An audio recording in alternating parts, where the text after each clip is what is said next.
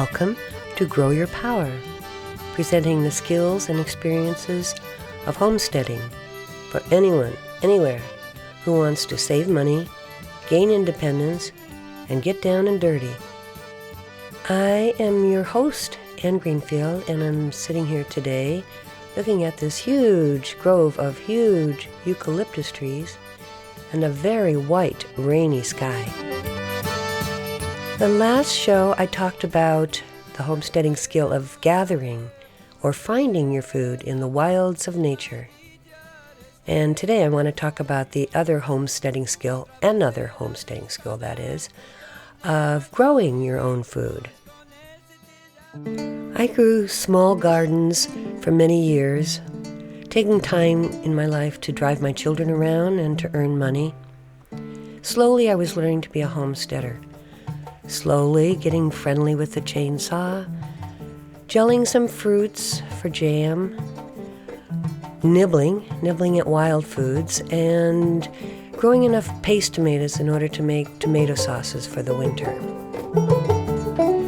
My income was low, and anything I could do to stay out of stores was helpful.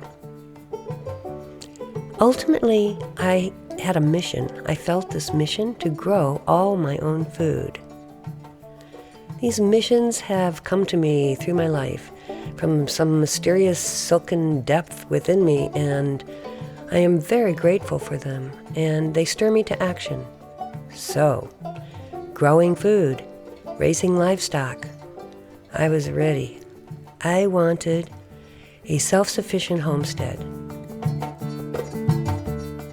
What it would be like to be a third world subsistence farmer, totally dependent on the rains, the winds, the sun, totally dependent on the natural world, the original world, where humans lived successfully for 10,000 years or more.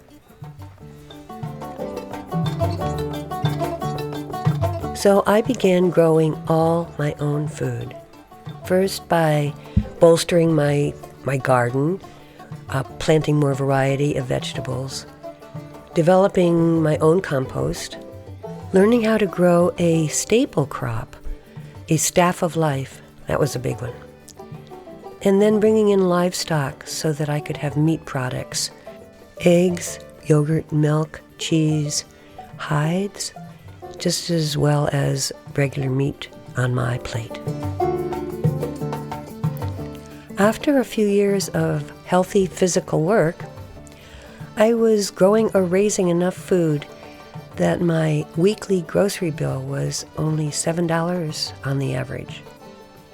And I was preparing this incredible food out of my garden that got ravings from my friends and family. I was outside working. I really like working outside. I want to share with you this possibility of you growing all your own food and leading a homesteading way of life. You can homestead anywhere, city, country, land, or no land. You can just dabble in it. Try a homesteading skill like knitting or plumbing or fermenting. You can entertain some homesteading values like resourcefulness or listening to nature. I think that any little bit that we regular people can do, create, or grow by ourselves will feed us and empower us in many ways. It may be that we can find another source for survival other than money. Perhaps we can see that saving money is like earning money and maybe more fun. So I think that when we love something, when we take care of something with integrity, whatever it is, we have entered a love relationship, which is very satisfying. I had an epic experience with a small philodendron plant when I was working in the city in a big box government building.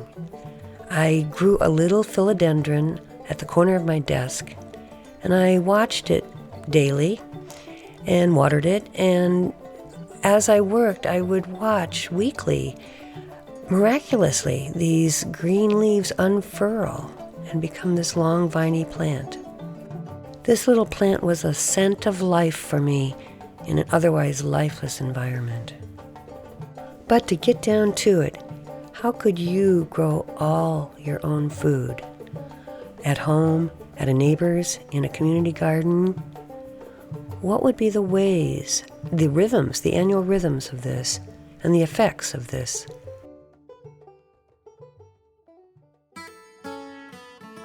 Springtime, the days are getting longer. The birds, there are more birds around, more bird songs. The grass is green here in Sonoma County, California. Green since October, actually. But now it is springing forth with that ineffably spring, beautiful green color. I love that color. But the soil is still cold. The spring rains are still cold. And so most of gardening still is in the house. All right, ready to grow. First, find yourself some black plastic flats, growing flats, or 6-packs, and fill them with soil from your garden and some porous planting mix if you have some around. Part of homesteading is using what you have around instead of wasting time and money going to the store. So into these flats you will put spring seeds, kale, chard, collards, the brassicas, broccoli, cauliflower, cabbage. Oh, and lettuce also. So once the seeds are in the flats, then moisten it all gently and cover it with something to keep the moisture in, like burlap or newspaper, and place the flats in a warm, dry place. I use my living room, a shelf in my living room, and yes, one's house can become a farmhouse very quickly. And once you see the seeds have sprouted, showing a little green, then take the flats and put them in a sunny spot. I use my kitchen table or out on my deck. These spring starts will be ready to put into the ground when they're about 2 inches high and when the ground is dry enough to dig. Around April 1st, you can plant the summer seeds into flats, as you just did with the spring seeds, and that would be the seeds of things like tomatoes, cucumbers, peppers, squash. And the seeds could have been saved and collected from your garden the previous year. Saving on seeds is really a good thing. Also in spring, you can plant some seeds directly into the ground, like peas or spinach, maybe lettuce. And if the ground is still wet, you can just press the seeds into the soil without any soil cultivation. It's kind of nature's way. Late spring is busy, not only planting and sprouting, but soil preparation. The soil may need to be loosened up, maybe some amendments added. It's good to have a few good tools, a wheelbarrow, a shovel, a hoe, a rake. And if you want to save money, then make your own amendments for the soil. Create a compost pile. Composting is piling up your vegetable scraps over the year, and any dried grasses and straw, and any animal manure if you have it, and letting it all rot together. Keep the pile moist and aerated, and you will end up with a dark, rich humus that you can add to your grow plots. This humus will feed microorganisms in the soil and will liberate the nutrients for the plants. We can discuss other more sophisticated methods of composting in a later show, but simple is good. It works. Summertime, when the soil is warm, usually around the end of May around here. And that's when you can plant seeds right into the ground, like green beans or corn or squash or carrots. I like to get right down, kneel on the ground for planting. And with each seed I plant, I feel this little thrill of hope of what's this going to be. It's going to be life. It's going to be a great crunchy carrot or a tall green stalk of corn with succulent ears. By mid-June, you can have a lush, thriving garden with tomatoes and corn and peas and beans and cauliflower and broccoli and lettuce and radishes and, Jerusalem artichoke. And as the spring and summer plants grow, so do the weeds. I do not like pulling weeds because I feel this life in these sentient plants. But I do pull some, and I do remember also that a lot of weeds are edible and nutritious. For instance, one plant called purslane is often considered a weed. However, it's really delicious. It has a sour taste. You can eat the whole thing. It's kind of a succulent. It has little red leaves, and it grows kind of viney along the ground. Purslane is really high in protein, abundant in the omega-3 fatty acids, and has more vitamin A than all or any of the other leafy vegetables. The summer duties of gardening, weeding and watering, at least here in California. When I grew up in Ohio, we never irrigated. I never knew the term before I came to California. We were dependent on the summer rains, which did seem to work for us. But here in California, annuals are going to have to be watered, either overhead, down the rows, or with an irrigating system. But there are ways that you can decrease the amount of water that you need by mulching. And that means laying next to your plants some kind of material that will hold the moisture in the soil, such as newspaper, cardboard, straw, wood chips, old clothes, old weeds.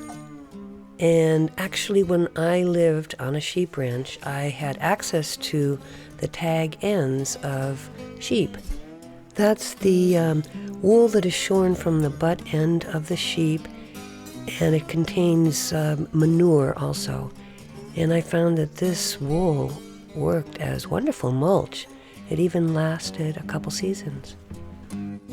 Perennials will need less water. Perennials such as thyme, oregano, sage. And I am promoting a particular perennial called collard tree. And this produces collard leaves. It is perennial. It grows year-round. And the leaves are really sweet. You can practice any one of various gardening techniques. I have always maintained farming is always experimental. It differs year to year, region to region, weather to weather, and differs with the various creatures that would also like to eat from your garden. Earwigs, leafhoppers, gophers, cucumber beetles, deer, coons, moles, caterpillars. There are many books that will tell you about the various predators and what you can do about them. I prefer gardening in the soil, direct, instead of in boxes. Makes me feel closer to the whole thing. And I did have predators that would take whole plants occasionally and nibble leaves, etc. But I did usually have great bounty. One year my journal reads, "The coons got the corn, tomatoes had purple wilt, the leafhoppers decimated the chard, gophers took all the carrots, the deer got into the garden and ate the greens, and the aphids got the rest of them." Yet my journal also reads, "I did not go hungry that year. I did not have to pay more than $7 an average at the grocery store. Diversity. Diversity is the key, I've decided. Plant a large variety. Summertime, when the living is easy. Actually, I found that July is one of the easiest months on the homestead.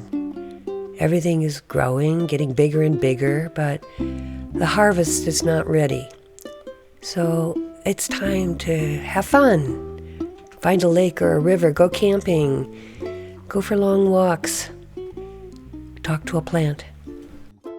You will have to find someone probably to water while you're gone and take care of any livestock that you might have. July is the time for the ripening of the soft fruits, the cherries, the nectarines, the peaches, and then the apples, the Gravenstein apples in July. Then summer begins to wind itself up and move into autumn. Hurrah! It's the time of abundance, harvest, bounty, and it's time for those end of the summer luscious meals. Sweet corn, green beans, broccoli, cukes, red ripe peppers, hot peppers, cabbage, cauliflower, carrots, summer squash, potatoes, heirloom tomatoes. As you enjoy the summer delights of your homestead, boasting of the succulence of your corn or tomatoes, sharing your surplus with friends and neighbors, you also start thinking about winter and storing and preserving food that will get you through the winter, just as a squirrel does. So gather some nuts for yourself, hang them in a mesh bag, and crack them when you need them. You can preserve a lot of foods by drying them, either in a dehydrator or in the sun. You can dry apples, pears, peaches, persimmons, nectarines, tomatoes. I love dried tomatoes in the wintertime. I have a friend who dries cut-up vegetables, and when they're dry, he will grind them into flours. Canning fruits and vegetables has been going on for decades, maybe longer. I like to can acidic foods because the fear of botulism is not there. Foods like applesauce, apple chutney, orange lemon chutneys, pickles. If you grow a lot of paste tomatoes, you will be able to can sauces, spaghetti sauces, or just plain tomatoes. You can gel fruits, cherries, strawberries, apples, into jams. Fermenting foods is a good way to store them. You can ferment into sauerkraut, pickles, olives. Some vegetables can just be stored for the winter. Potatoes can be stored in a cool, dark, dry place. Winter squash, a dry shelf. Onions and garlic can hang in mesh bags. Carrots or beets will store in sand, or you can leave them in the ground until you need them. One of my favorite storage vegetables is the Jerusalem artichoke. I really like this plant. I'm interested in it because it's very prolific. It is easy to grow, and it's easy to store. You can just store it in plastic buckets. And it's also called sunchokes, and it can be eaten raw or lightly steamed, like into a potato salad. Jerusalem artichoke is a good vegetable for diabetics. It's lower in calories, and it's very low in a glycemic index. Meats can be preserved too. Of course, if you have a freezer, this is a good place to store it, unless the electricity goes out. But meats can be made into jerkies, venison jerky, turkey jerky, beef jerky. I canned lamb in mason jars in its own juices, and it became the most succulent lamb you have ever tasted, and ready to go.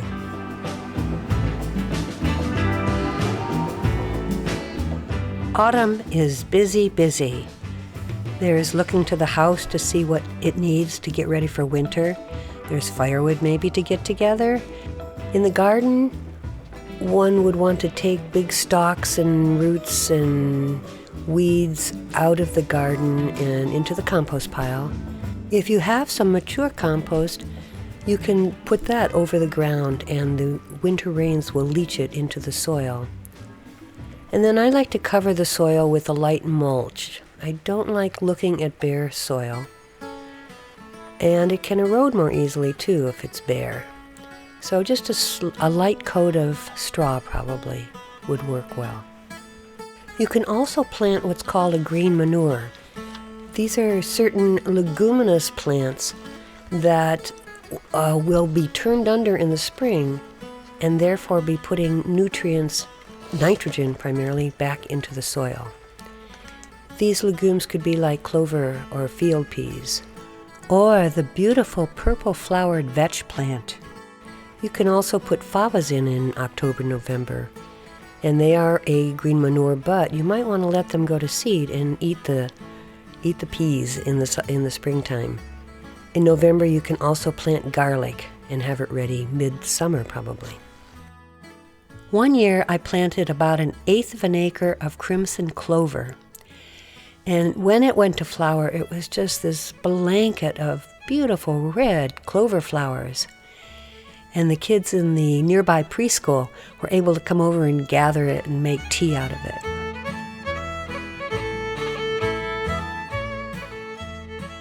So, what's going on in the garden in the wintertime? The kale, the greens, the chard will stay alive through the winter. And it's wonderful to be able to go out into the garden and always find something to eat. But as I believe third world subsistence farmers cinch up their belts come winter, we need to do that too. And I really enjoyed doing it, actually. It felt really in tune with nature. In nature, it seems there are always times of abundance and times of scarcity for everyone, for all creation. And you needn't go hungry. I did not go hungry in the wintertime. I had plenty of stored food. But the variety was not like you would find on the shelves of a grocery store. I want to remind you that any little bit of growing or producing or preserving food will be livelihood for you, and it will be empowerment and health, and it will be greater connection to the source. The perfect winter activity is in the house, where it's warm and dry. Sitting around a wood stove or wherever and shelling beans, or dekerneling corn, or making seed packets. And if you would have grown a mass of beans, you might be sitting around in the winter shelling the beans out of the pods. They would have been dried as pods in a paper bag, perhaps, and hung. And then when you have time in the winter, that's what you can do around the wood stove. Then there's field corn that you may have grown, preparing to grind it for cornmeal or polenta or hominy. At the end of the summer, you would have taken the dried ears of corn off the stalks and perhaps pulled the husk back away from the cob in order to hang up a bunch of them.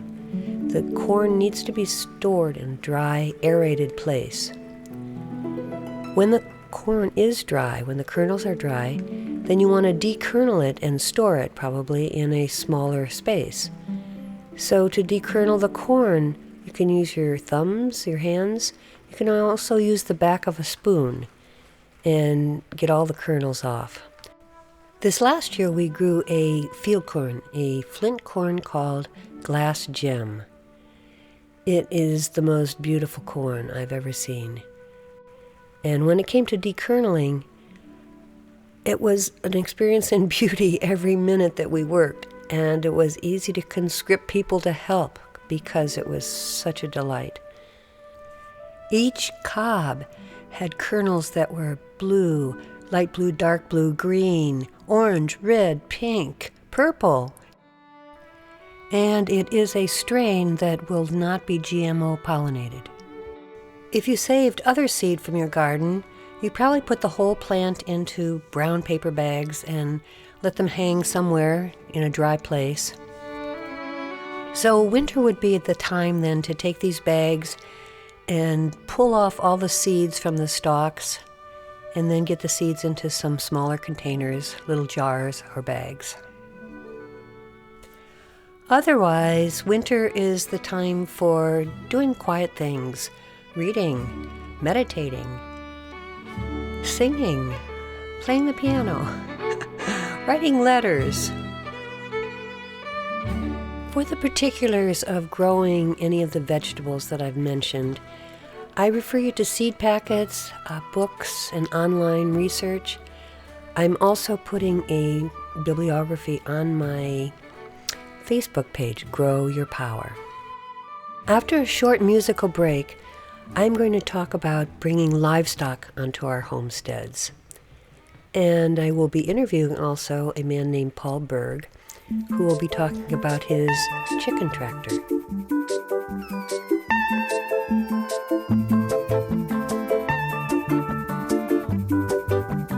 Mama was queen of the mambo, Papa was king of the Congo. Deep down in the jungle, I started banging my first bongo. Every monkey like to be in my place instead of me, 'cause I'm the king of bongo, baby, I'm the king of bongo bong. I went to the big town where there is a lot of sound, from the jungle to the city looking for a bigger crown. So I play my boogie for the people of big city, but they don't go crazy when I'm banging on my boogie. I'm the king of the bongo, king of the bongo. Hear me when I come, baby. King of the bongo, king of the bongo. Nobody like to be in my place instead of me, 'cause nobody go crazy when I'm banging on my boogie. I'm a king without a crown, hanging loose in a big town, but I'm a king of bongo, baby, I'm the king of bongo bong. King of the bongo, king of the bongo. Hear me when I come, baby. King of the bongo, king of the bongo. Hear me when I come. They say that I'm a clown, making too much dirty sound. They say there is no place for little monkey in this town. Nobody like to be in my place instead of me, 'cause nobody go crazy when I'm banging on my boogie. I'm the king of the bongo, king of the bongo. Hear me when I come, baby. King of the bongo, king of the bongo.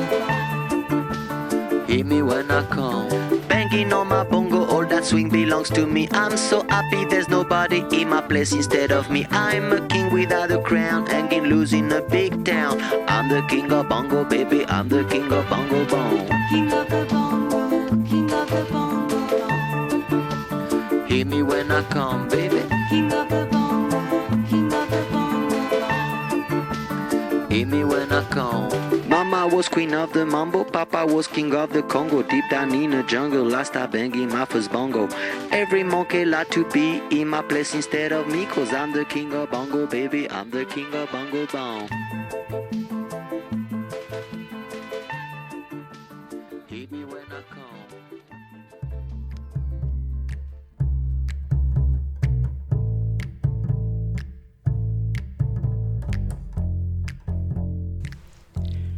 When my living conditions were right, I was ready for livestock. And my first choice was ducks. I really like ducks. I like their waddlings, and I love the colors of their feathers, especially the khaki Campbells, with khaki, gray, blue, and green and white striations. I prepared a pen for them, sinking an old bathtub into the middle of it. I would let the ducks out in the daytime and then pen them again at night. They seemed happy. And then I got about 10 chickens, and I had lots of eggs, duck and chicken eggs. There's a simple, wonderful pleasure in being able to get a treasure basket of eggs in the evening.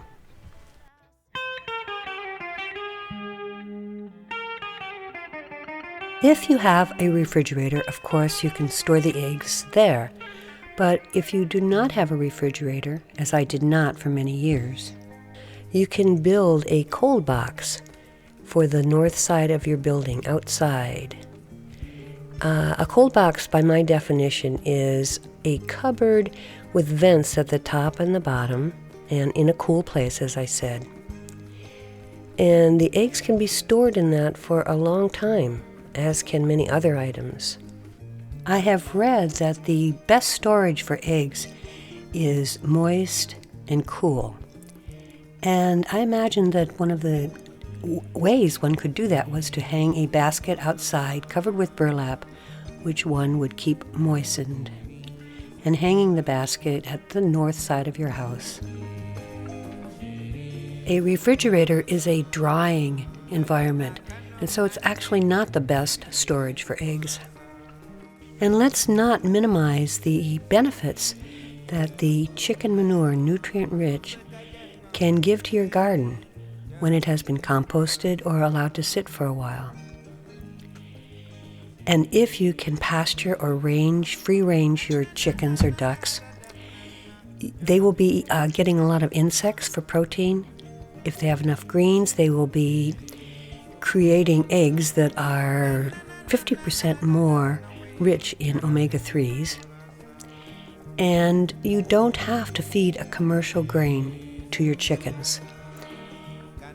Maybe a little bit of plain grain if the weather is cold, a little bit to get them into their coop at night. I did want to mention briefly slaughtering and butchering animals for meat. I am a meat eater, and I've always believed that if I'm going to eat meat, I should be willing to kill and process the animal. And so I have killed numerous ducks and chickens and wild turkeys and a yearling lamb and a yearling goat. And interestingly, when I have killed a fowl, I found that they seemed agreeable to being caught, and that when I put their head on a chopping block, they were totally passive. On the other hand, the lamb and the goat held much more resistance and were much harder to kill.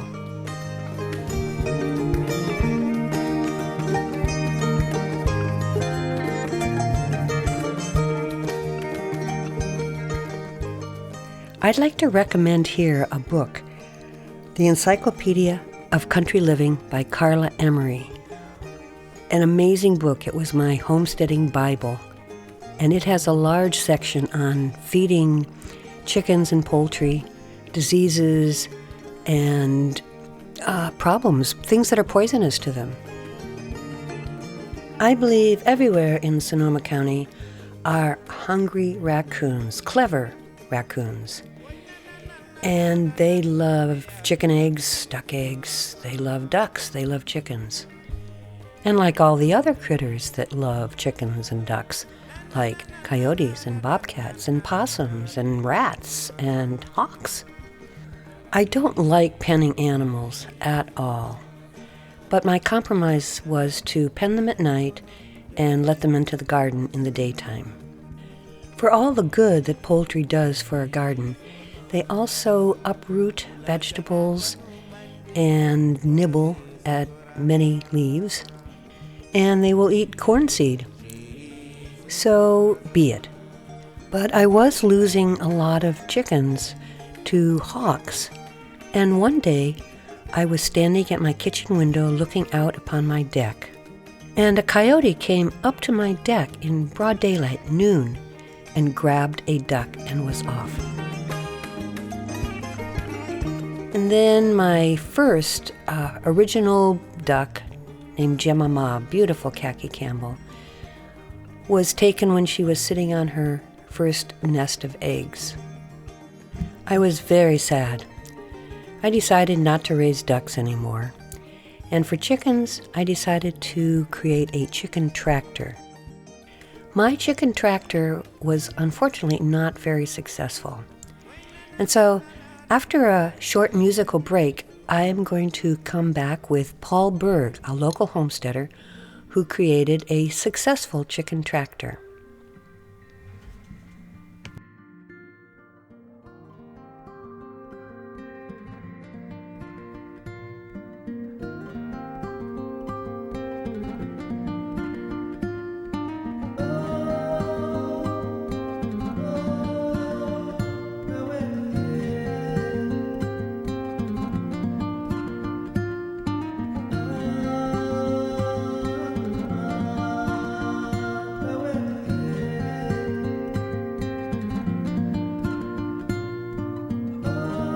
Tapon lo la gabana, kona lo mende no wo, na mende takae.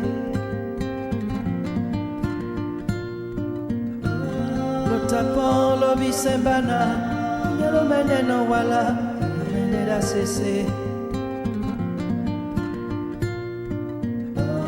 Yala banyu betambale, ale ya manyu mata matengene.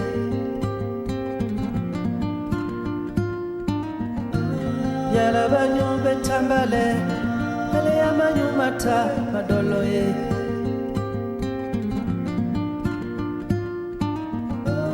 Lo tapon lo bisembana, kunyalo vende no wo, na mende takae. Lo tapon lo la nyambana, kunyalo vende no wala, na mende jene.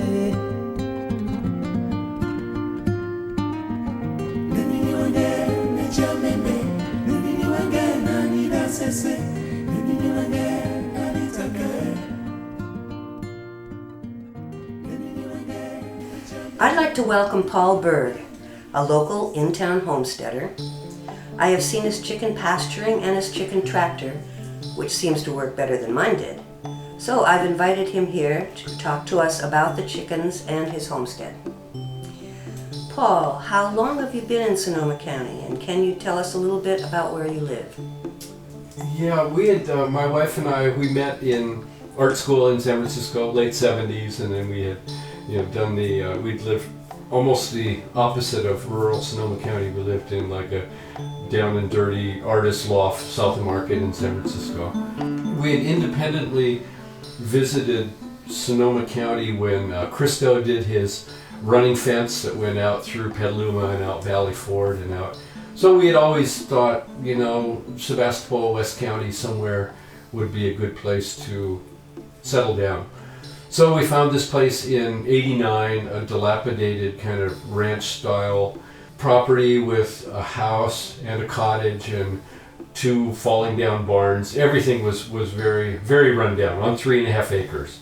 It seemed like in the 80s, all they did was just disc it. There was nothing. There were, a few fruit trees, no oak trees, no anything.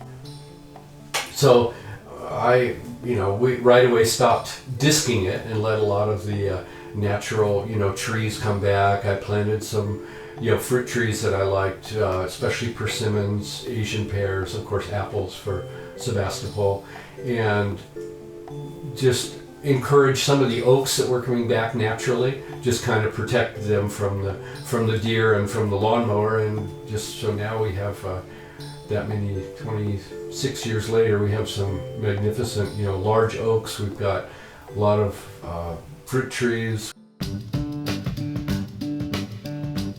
My mom grew up on a farm in South Dakota, and I used to always love her stories of that. Large family, but they lived basically rural, South Dakota, where they grew everything. Her thing was turkeys. That's what she raised, hundreds of turkeys every year, and that was kind of her responsibility.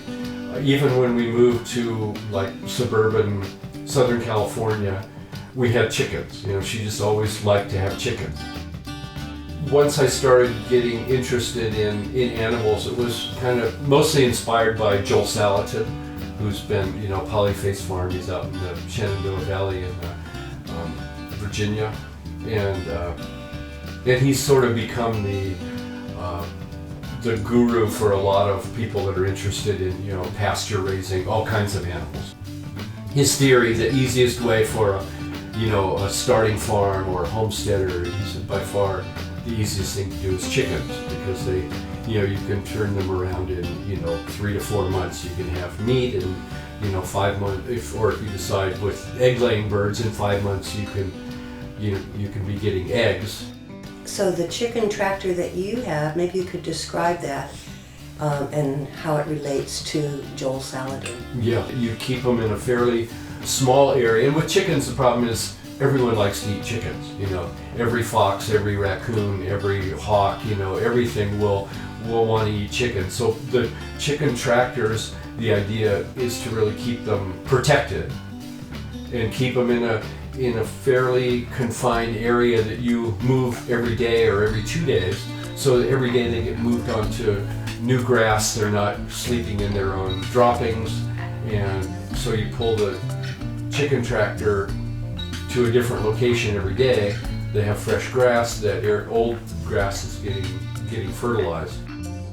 They're like 5 by 10 feet and about 30 inches high. So that's a good size for 50 small chicks. That's a good number. You could easily do 50 in that for the first couple of months. So I built them of 2x2 fur, and just made them all myself. Had a couple different design ideas, and then just took them and screwed them together with like drywall screws, and so built a frame that's 5 by 10 feet by about 30 inches high, and then covered that with a fairly finer than just straight chicken wire, like a hardware cloth that's smaller squares, like 3/4 inch squares. Was it aviary wire? Aviary wire is still woven, basically chicken wire that's smaller. Pretty thin. Yeah. But I used hardware cloth because it's pretty heavy. It stands up pretty well. So did you have wire at the bottom of the chicken tractor? No. The idea with chickens, their digestive system, they have what's called a gizzard, which is up in their neck, that their food gets. See, they don't really have teeth. They don't chew up whatever they're eating. So if they eat a large piece of grain or something, they need to kind of pre-digest it. So the grain or whatever, the first stop after it's through their throat is into the gizzard. So chickens naturally, from a couple days old, they start eating little tiny stones that go into their gizzard. That is kind of a crunchy. The gizzard is kind of a muscle that crunches these stones against the grain and basically breaks it up. So as soon as I got chicks that were even a couple days old, I would put just a handful of like garden dirt there, little bits of sand, and they'll eat it.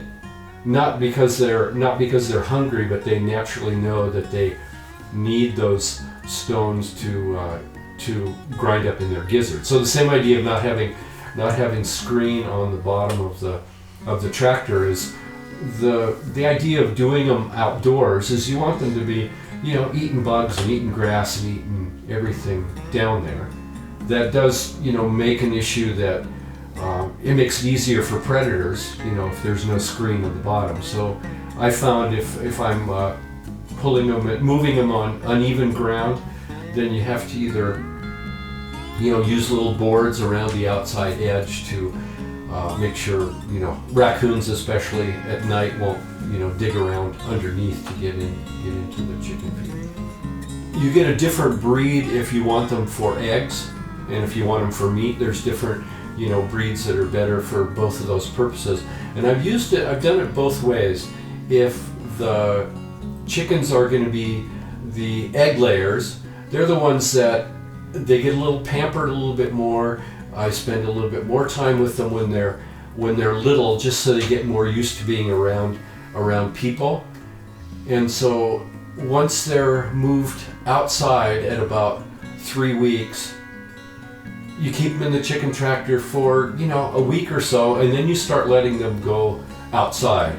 into a larger area, because my chickens, I want them to, the egg layers especially, I want them to be truly, free range, out eating bugs, eating grass. That's when you get an egg from a chicken like that, you just know that they're so beautiful, and the orange of the yolks is so orange, and that's truly a pastured chicken, even more than what's sometimes called a free range chicken. Might often be just several hundred of them in an enclosed barn or something, but mine are truly pastured. Once they're old enough to go outside of the chicken tractor, then they're in another enclosed, electric pen that protects them from predators in the daytime. Chickens are not stupid. They know that everyone likes to eat them, so they'll come home at night. They'll come back into their chicken tractor when it's getting dark. They realize, it's dangerous out here, and so they'll naturally come back to roost. I think 50, once they get to a larger size, that's too many for one chicken tractor. So then I have a second chicken tractor, so I would put half of them in each chicken tractor. And every day I would still go out there and I would just pull the chicken tractor, and the fact that it has no floor on it, you can lift up one side of the tractor, one of the long sides, and just pull it 4 or 5 feet over, and then they're on a new piece of grass. And the chickens love that they're very excited in the morning when they know you're moving them to a new spot, because they know, oh, there's new grass, new bugs, new stuff to dig around on. So the ones, it's like 50 square feet would be for 25 chickens if you moved it every day. Larger chickens would be a good size. So would you say that your chicken tractor is successful for what it intends to do? Yeah, I think so, especially for the small size, homesteader. That I use them for, multi-purpose. Like I said, I use it as bring it in my garage and use it as the incubator when my chicks are, I get them in the mail 2 days old and they need to be kept warm. I just partition it off to a small area and use that in the garage. And then once they're ready to go outside, I move that same tractor outside. So I've gotten very good use out of them.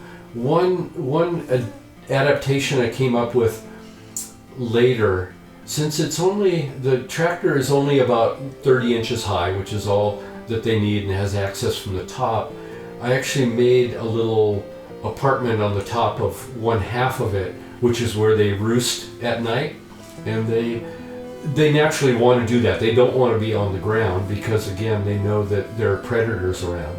And so they will almost never would be comfortable actually sleeping on the ground once they got to a certain size. So I built another section that's like 4 by 4 feet by about 18 inches high, with some cross slats in there where the chickens can jump up there at night. So they stay close together, they stay warmer, and they are more protected, because if a raccoon was able to reach its paw or something underneath the edge, the chickens were too high up that they couldn't get them.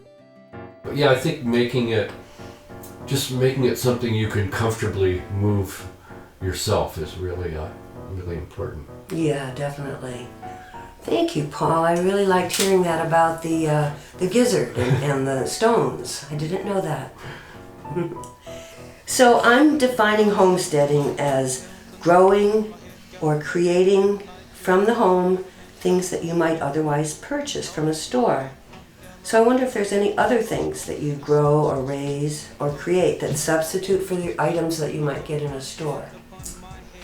I've always had a big vegetable garden for 25 years, and so made raised beds, mostly because we have a lot of gophers, and I feel like raised beds you can sort of keep the gophers out, but also you can control the amount of what you're putting in terms of amendments to the soil, and So I've always grown a lot of the usual tomatoes, peppers. I love beans, those. So all kinds of garden vegetables. I haven't gotten too sophisticated in terms of preserving. Some stuff I'll dry. Tomatoes I'll just make in season. I'll just make a huge pot of sauce and then freeze them in like a yogurt container or something like that. I haven't gotten too much into proper pressure heat canning, mostly out of just laziness in the height of the season. But then I have fruit trees, a lot of fruit trees that I dry fruit, apples, pears, persimmons. And you do use a electric dehydrator? Yeah, I have one of those. It's like a cube, and you're surprised you put in these big peppers, and they end up these little shriveled thing, but that's dried out. But then you can reconstitute them in the dead of winter. You get that you're back in having that summer freshness of them. That sounds really good. I never did peppers, but I did tomatoes, and dried tomatoes in the winter are so good. Great snack. Yeah, we have a lot of just the wild blackberries that grow around here, especially one of our property lines is a winter creek, but it's overgrown with blackberries. So we have a lot of blackberries, and one of the favorite things is just to go out and pick a bunch of them, put them on a baking tray, aluminum baking tray, and just lay them out there, put them overnight in the freezer, and then they're like rock hard, like little blackberry marbles. They're so perfect. And then just put them in a Ziploc bag, and then during the off season when you really want to throw them in a smoothie or something, just take a handful, and that's like a shot of summer that you can't get. That flavor is so perfect that no sugar added, no jam, no nothing, just frozen blackberries. It's really good. Great. And I've done the same with tomatoes. Freeze them solid on a baking tray overnight, and then just throw them in a Ziploc, and they're very easy if you. So then, if you want to make a sauce of those later, you just grab a bunch, toss them in boiling water for about 5 seconds, and the skins slip right off. I really love hearing the descriptions you and I as farmers, homesteaders have for this food that we create that's just so good, so enjoyable. Yeah, and to me, it's more of, I guess I consider myself more of just not so much a homesteader in that I'm not far from town, and I don't have to do it. That it's not that I live far away off the grid, but the idea of local. We live in such a incredible climate that you can grow most everything, but to sit down and have a meal saying, I grew those tomatoes, and I grew that pork, or I grew, all the stuff that's so, indescribable with a bottle of wine from down the street or something. There's just something about, you just can't fake that. Great. Well, thank you so much, Paul Berg. Thanks for having me.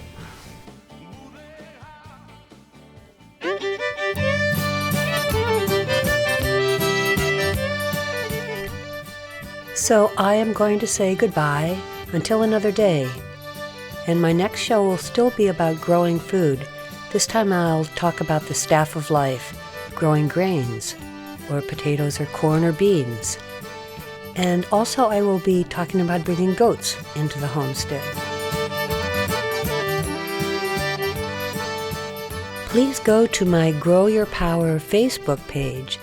You can start dialogues, have comments, questions there, and my shows recorded will be accessible to you there also. On va traverser la rue Canal pour t'amener